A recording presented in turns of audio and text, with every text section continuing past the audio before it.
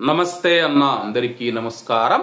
కువైట్లో ఇటీవల కాలంలో మనం చూసుకుంటే వివాహేతర సంబంధాలు ఎక్కువైపోతూ ఉన్నాయి.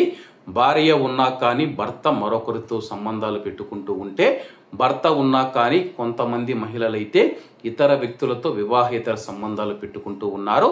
ఈ నేపథ్యంలోనే మనం చూసుకుంటే ఒక కువైటీ పౌరుడు తన భార్య వివాహేతర సంబంధం పెట్టుకుందని చెప్పేసి కోర్టుకైతే వెళ్లడం జరిగింది. అలాగే ఆమె కూడా అతని పైన వ్యతిరేకంగా కోర్టుకు వెళ్లడం జరిగింది. నన్ను చిత్రహింసలు పెడుతూ ఉన్నాడు, చిత్రహింసలు పెడుతూ ఉన్నాడని చెప్పి గృహహింస కేసు అయితే నమోదు చేసినట్లు స్థానిక మీడియా పేర్కొంది.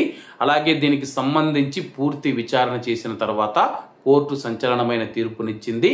ఆ యొక్క మహిళ నిజంగానే వివాహేతర సంబంధం పెట్టుకుందని చెప్పేసి తన పిల్లలను చూడటానికి కూడా ఆ యొక్క కువైటీ పౌరుడిని ఆ యొక్క మహిళ అనుమతించేది కాదు.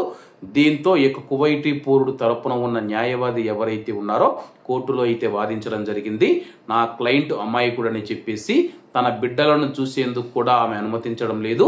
వివాహేతర సంబంధం పెట్టుకొని తన క్లయింట్ ఎవరైతే కువైటీ పౌరుడు ఉన్నాడో అతనికి అన్యాయం చేసిందని చెప్పేసి అతనైతే కోర్టులో వాదించడంతో కోర్టు కూడా పూర్తిగా విచారణ చేసిన తర్వాత కువైటీ మహిళను దోషిగా తేల్చి కువైటీ పౌరుని నిర్దోషిగా విడుదల చేయడం జరిగింది.